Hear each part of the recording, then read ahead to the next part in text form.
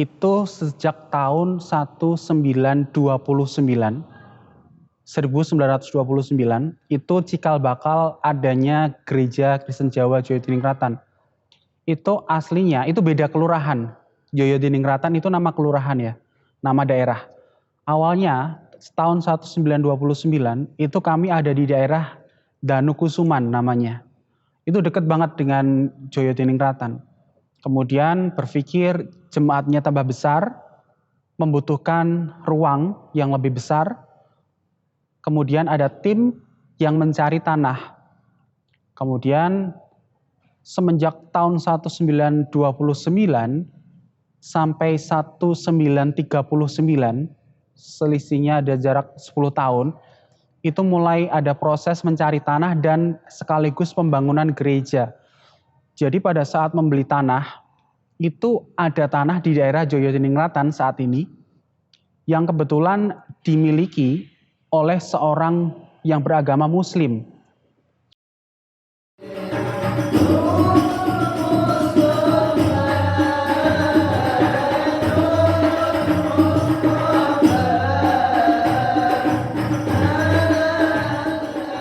Ketika ada salah seorang jamaah di sini yang mewakafkan tanahnya, beliau adalah Haji Ahmad Zaini yang memiliki tanah ini.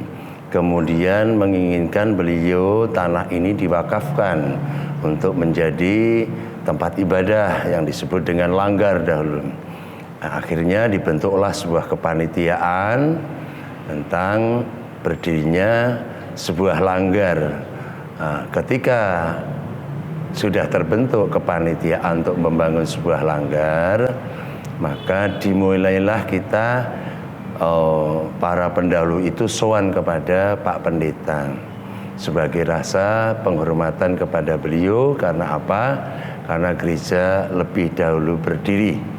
Nah, ketika itu beliau Bapak Pendeta mengatakan dipersilahkan, luar biasa dari Pak Pendeta saat itu, maka segera dibangun yang disebut dengan langgar Al-Hikmah dari awal.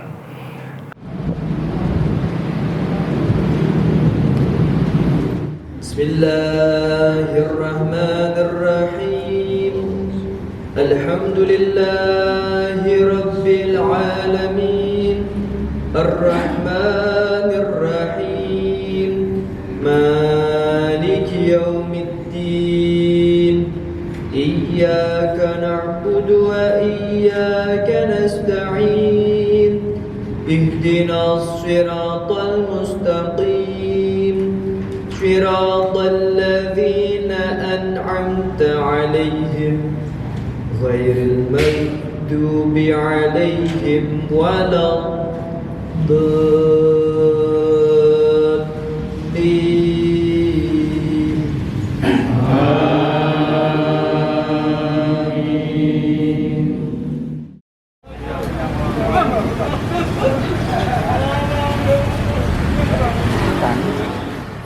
Semenjak kebersamaan kami tahun 1947 sampai 2021 sekarang, tidak ada masalah, tidak ada permasalahan yang terjadi, baik secara internal, dalam arti internal itu kami dan masjid atau pengurus, dan juga kami dan masyarakat sekitar, puji Tuhan tidak ada permasalahan yang terjadi.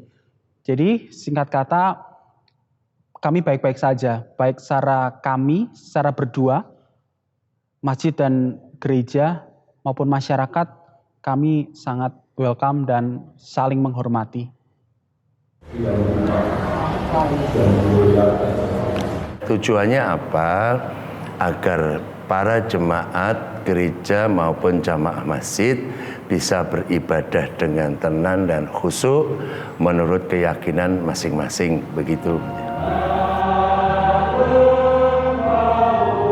Karena kebersamaan kami itu sudah berpuluh-puluh tahun ya, 1947 sampai sekarang itu kan umur yang luar biasa. Nah, kami sudah terbiasa dengan keberadaan kami seperti ini. Kami sudah terbiasa untuk menjalin komunikasi. Sebelum ada kegiatan, sebelum ada program-program, kami sudah pasti menjalaninya dengan komunikasi terlebih dahulu. Contoh ketika hari besar, karena sudah berjalan lama berpuluh-puluh tahun, seakan-akan kami sudah terbiasa. Kami melihat kalender, oh ternyata contoh Idul Fitri jatuh pada hari ini, kok ternyata hari Minggu. Jadi kami sudah menyesuaikan dulu. Begitu juga dengan pihak dari masjid, tanggal 25 Desember pasti ada Natal, kemudian pertengahan tahun ada Paskah dan lain sebagainya. Jadi semuanya sudah berjalan dengan biasa, hanya perlu komunikasi saja dan saling menghormati.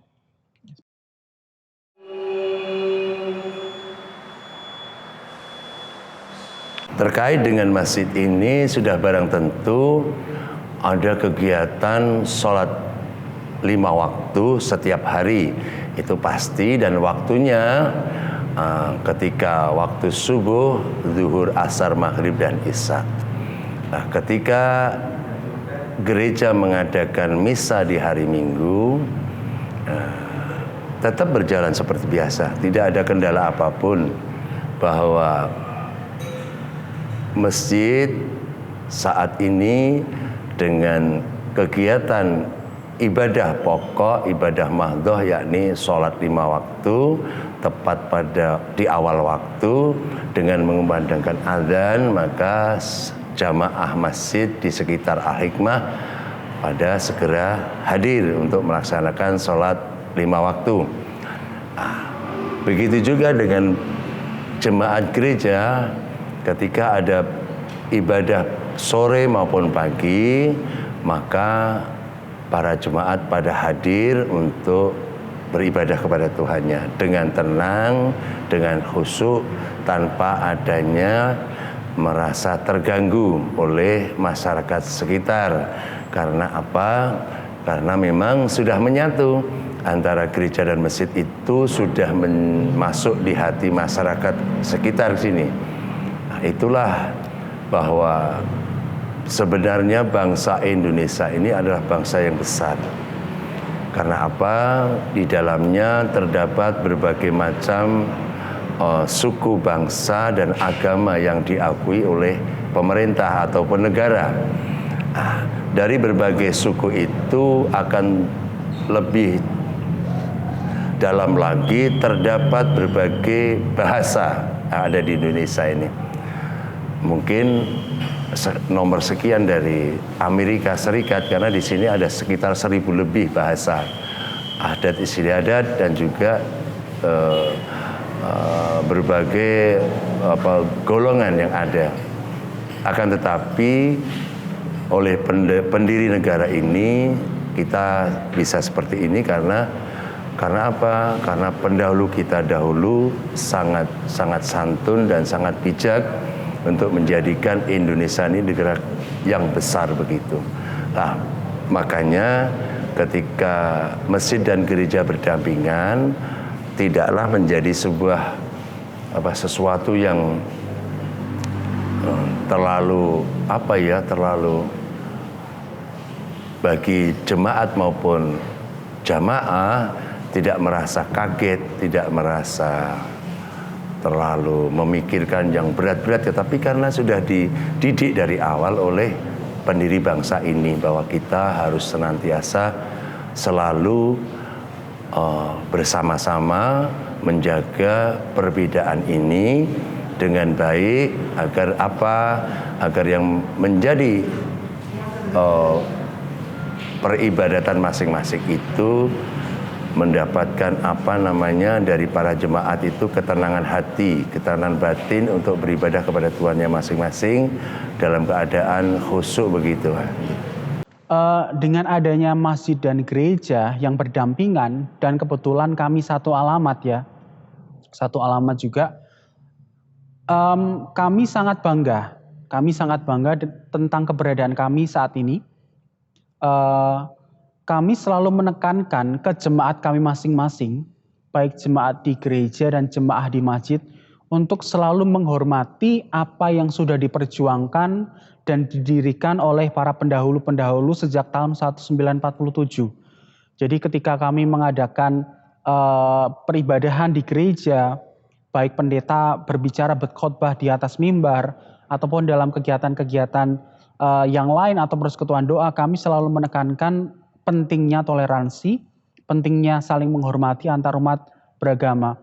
Karena ketika bertoleransi, tentunya kegiatan itu akan berjalan dengan nyaman dan aman, yang sewu, dan semuanya dapat berjalan dengan lancar seperti itu. Jadi memang kami sekali lagi masyarakat bangga, tentunya bukan hanya masyarakat sekitar ini saja, sekitar kampung Joyodiningrat saja, tetapi juga mungkin bisa dikatakan warga Solo pun juga mengetahui tentang kebersamaan kami.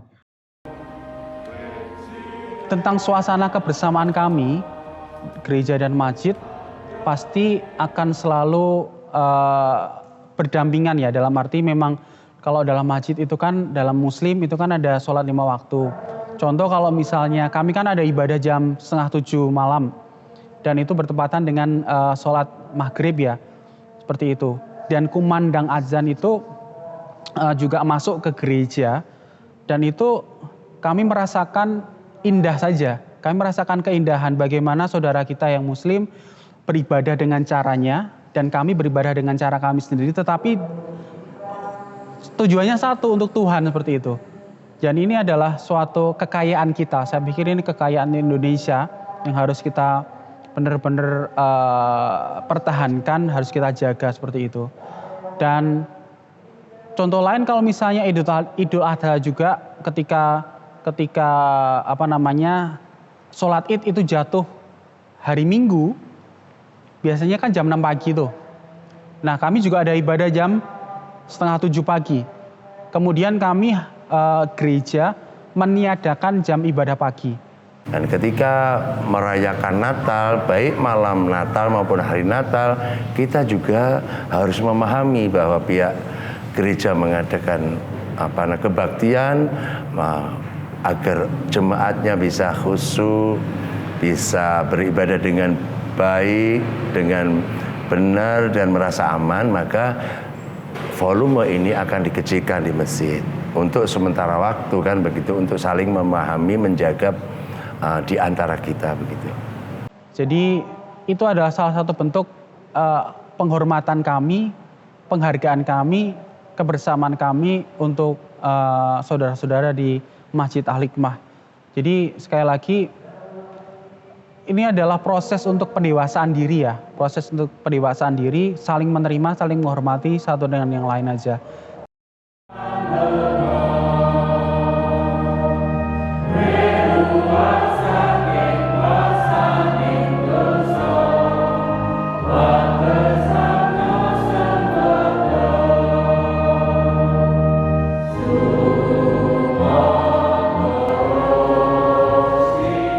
Tahun 98 tentunya.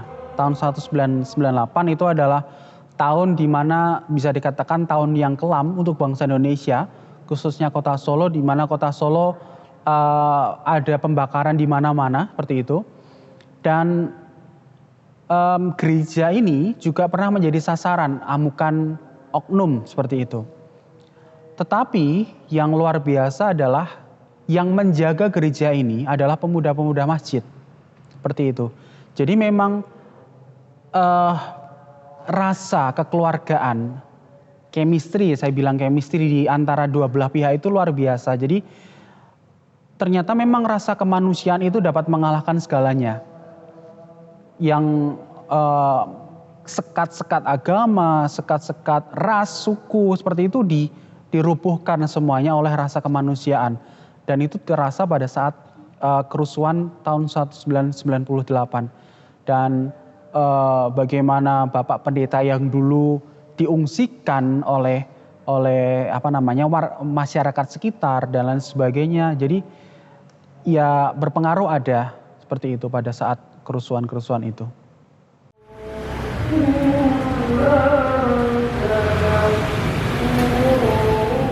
Oh iya, dulu ketika gempa di Jogja, maka kita koordinasi dengan pihak gereja dan masjid. Kita membicarakan adanya kegiatan membantu korban gempa di Jogja. Maka kita mengumpulkan donasi dari sekitar masyarakat di sekitar gereja dan masjid, baik itu jamaah masjid maupun jamaah gereja. Dan kita bawa ke sana. Semuanya kita bawa ke sana atas nama kemanusiaan, bukan atas nama agama. Nah ini yang luar biasa. Jadi siapapun berhak menerima bantuan atas nama kemanusiaan. Jadi, pemerintah Kota Solo telah menetapkan gereja dan masjid ini sebagai cagar budaya dalam kerukunan antar umat beragama, dan ini menjadi salah satu ikon daripada Kota Solo bahwa kita ini di antara gereja dan masjid sudah dijadikan oleh pemerintah kota sebagai cagar budaya dalam hal kerukunan antar umat beragama. Nah ini kita merasa berterima kasih, dan ini sudah menjadi sudah diketahui oleh masyarakat Kota Solo. Pada dasarnya Tugu Lilin itu adalah kesepakatan pendahulu kita dengan pihak gereja, bahwa di situ didirikan Tugu Lilin itu yang maknanya sangat dalam, filosofinya sangat dalam. Nah, kalau kita melihat daripada sekedar Tugu Lilin mungkin tidak ada artinya, tetapi di situ disampaikan betul bahwa antara gereja dan masjid akan selalu berdampingan selamanya di dalam beribadatannya masing-masing menurut keyakinan masing-masing, dan akan selalu menjaga kerukunan. Nah, ini menjaga kerukunan itulah diwujudkan dengan Tugu Lilin, itulah dari pendahulu kita. Luar biasa sekali ini, maknanya sangat dalam. Harapan kami saya dalam mewakili gereja harapan kami kita semua dapat menjaga kedamaian ini sampai kapanpun itu. Di luar sana banyak hal-hal yang mungkin akan menyerang toleransi, yang menyerang kerukunan antar umat beragama. Dari kami hanya bisa mendoakan, dan kami harus berjuang dari diri kami masing-masing dulu untuk tidak tersulut, untuk tidak ikut mencampur adukkan untuk diri kita ke mereka, dalam arti wah saya tidak terima nih, kemudian kami bersuara, kami bereaksi hal-hal yang tidak baik, tentu itu akan menjadi hal yang tidak baik juga. Maka dari itu kami mendoakan saja yang terbaik untuk bangsa Indonesia, dan juga kami menjadi diri kami yang bisa menjadi contoh. Kalau dalam Kristen itu menjadi garam dan terang seperti itu, jadi bisa menjadi berpengaruh yang positif untuk masyarakat sekitar, dan harapannya juga dimanapun, harapannya juga jangan mudah tersulut oleh emosi, jangan mudah terpancing oleh hal-hal yang tidak baik, karena kita harus memiliki komitmen, kita harus memiliki jati diri, karena kita berdiri itu di tengah-tengah bangsa yang majemuk ya, yang plural, yang banyak sekali agamanya, suku, ras, dan macam-macam. Jadi mendewasakan diri dalam berpikir itu akan menjadi lebih baik. Jadi kami sampaikan dari dulu bahwa sangatlah bermanfaat bagi kita untuk menyampaikan bukan hanya di sekitar tempat masjid ini saja, tetapi perlu disampaikan kepada seluruh dunia, penjuru dunia, bahwa kita wajib menjunjung tinggi atas perbedaan ini di dalam kita beribadah ini masing-masing, untuk tetap menjaga kerukunan, menjaga persatuan sekalipun kita beda dalam keyakinan. Oleh karenanya sering kami sampaikan agar terdengar sampai seluruh penjuru bumi ini. Ternyata betul yang datang dari Eropa itu banyak, dari Inggris, Ustadz Kiai dan pendeta datang ke sini, dari Malaysia, dari Uni Soviet, dari Afrika, dan juga dari Thailand. Kalau daerah Indonesia banyak, Maluku, dari Sumatera datang ke sini. Ternyata mereka sangat kagum. Kenapa bisa? Nah, kita sudah praktekkan, bukan hanya slogan, tapi kita praktekkan dalam kehidupan sehari-hari. Itu yang bermakna begitu. Mendewasakan diri, jangan mudah terhasut, jangan mudah menjadi provokator. Jadi tetap imani apa yang menjadi imanmu, mengenal bukan berarti menjadi sama, seperti itu.